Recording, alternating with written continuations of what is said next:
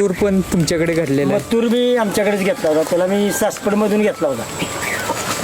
कसा म्हणजे लहानपणीपासून त्याला घडवला तुम्ही? हो, लहानपणापासून. काय सांगाल त्याबद्दल? म्हणजे अख्खं बिनजोडचं क्षेत्र, संपूर्ण बिनजोडचं क्षेत्र या बैलानं गाजवले. काय सांगाल त्याबद्दल? कसं आहे, आम्ही लहानपणापासून त्याला ट्रेनिंग दिलेलं. बर. चालवाय नेत होतो मुळात 1-2 किलोमीटर रोज सकाळी संध्याकाळ. एक टाइम तर 100% नेतच होतो आम्ही.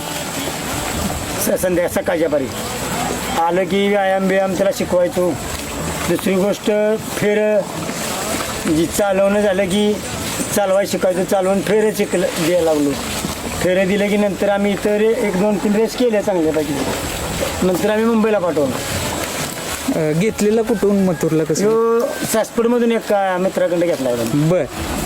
आणि किती रुपयाला घेतलेलं कसं काय? 77,000ला खोंड घेतलं तुम्ही. 77,000ला. काय म्हणजे काय वैशिष्ट्य बघून घेतलेलं खोंड की बाबा त्यापूर्वीची म्हणजे त्या दावणीला कुठली चांगली बैल झाली? ह्या वासराची जात आहे का नाही आता? बर. सेम असा मथुर होता. बर. एवढाच पवन सारखं. पवन सारखा असा बघूनच मी त्याला घेतलेला. बर. आमच्या स्वप्नात पण वाटत नव्हतं की ती एवढा म्हणजे पुढच्या रेंजला पळल.